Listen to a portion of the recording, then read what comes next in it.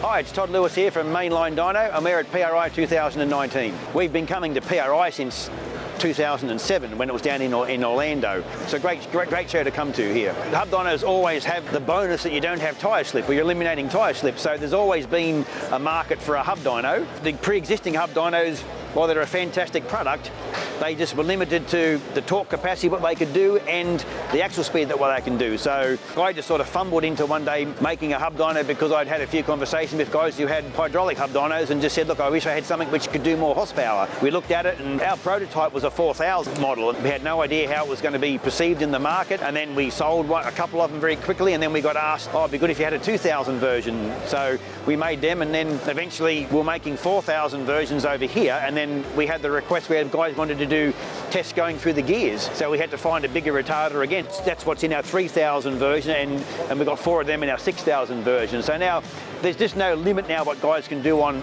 dynos, and that's why hub dynos have become such a big part of the scene now. It's very big in Australia, but we export 50% of our products over here to the States, hub dyno wise. Well, look, it's purely because you can do what you can do with them at the end of the day, and there's no restrictions. So there's certainly been a steady increasing numbers. It's just purely because you look at the drag racing scene in Australia now, everybody's going faster, and pretty much every one of them you can name that they've ever been on from a workshop who owns a hub dyno, or they've been to a dyno and put on a hub dyno, pretty much they have. So while you can do a dyno pull of 1,000 or 1,100 horsepower on a roller dyno, but you can't tune at that level. You put some timing in or boost in, and you just blow the tyres off on the next run, or you go backwards. The hub dyno eliminates that thing. So guys typically, they'll get to 600 kilowatts, and you can get repeatable numbers back to back at 600 kilowatts, but then you chuck it on a hub dyno, you pick up 100 kilowatts, it shows you how much tyre loss that's in there. And not a lot of people don't think that.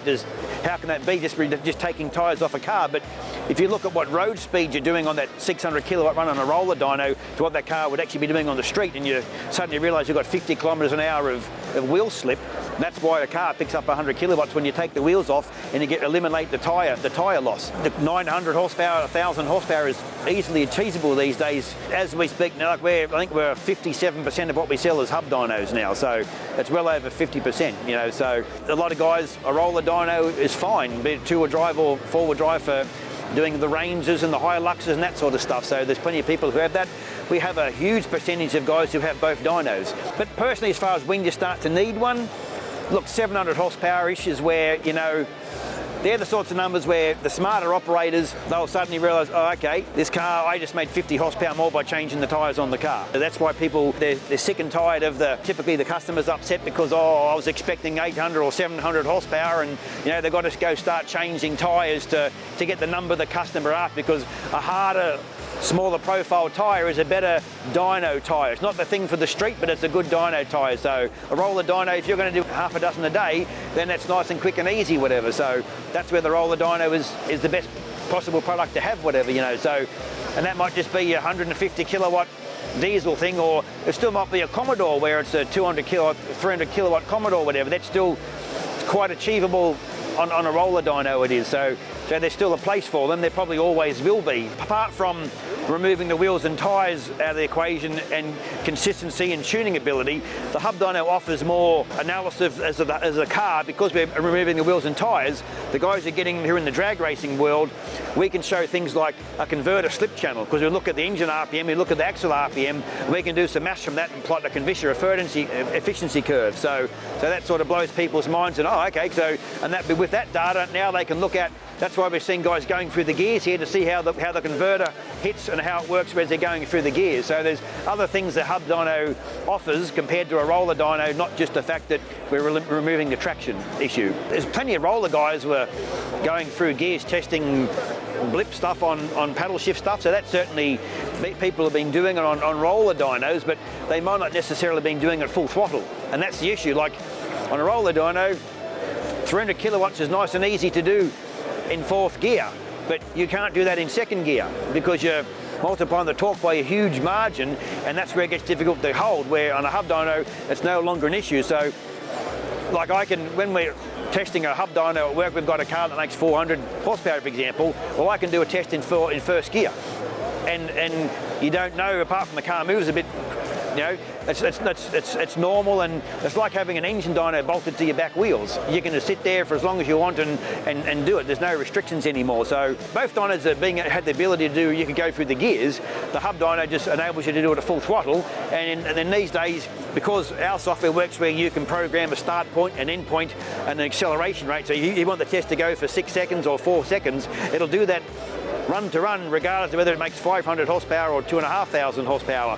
And then they can look at what timing things, if they've got traction or torque conditions in their software they want it to happen after certain seconds, that's how they can use that test for doing it. And that's why it's important, and that's why people are using it for. The roller dynos that we make at Mainline, 95% of them are a 218 millimetre diameter roller. So what that works out to be, we have a limit of about 240 to 260 kilometres per hour road speed. That there becomes a limitation to what sort of car you can do. There's a broad range of cars you can test in that range. But when you start talking drag cars and stuff where you're doing 200 miles an hour, it's an impossibility.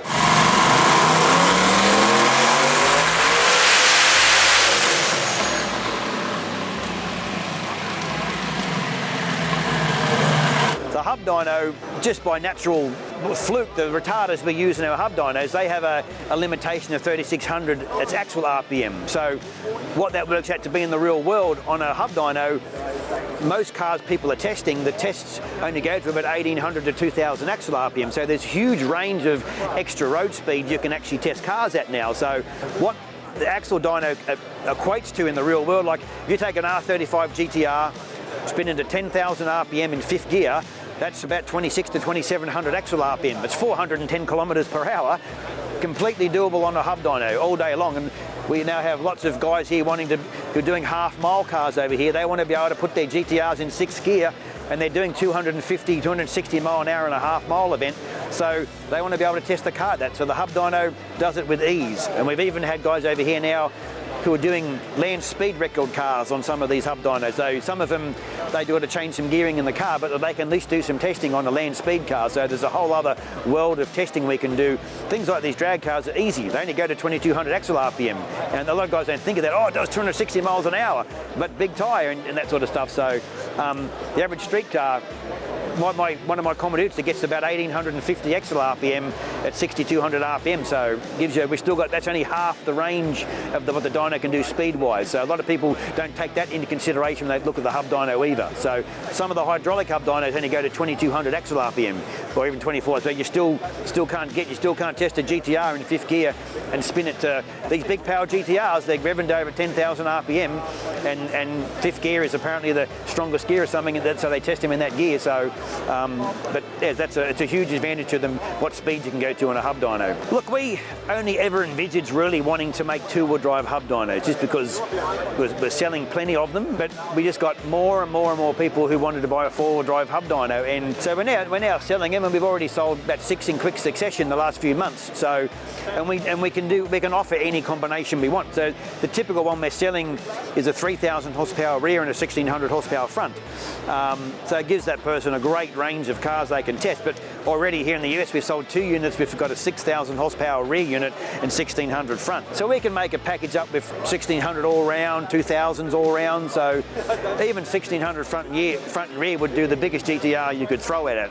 All the ratings we have in our dynos are quite conservative though. So the 2,000 horsepower one we've had some customers get as high as 2,900 horsepower. We personally topped out a 3,000 at 3,600 at our factory doing some testing. So that's to some degree why the 5,000 we used to make, we just rechanged the name to a 6,000 because it'll do 6,000 horsepower. It'll actually theoretically get close to 7,000, it would do whatever. So because the 3,000 does 3,600, so a 6,000 just double the retarders. So it theoretically could get to over 7,000 horsepower, whatever. So one day, hopefully someone will do that.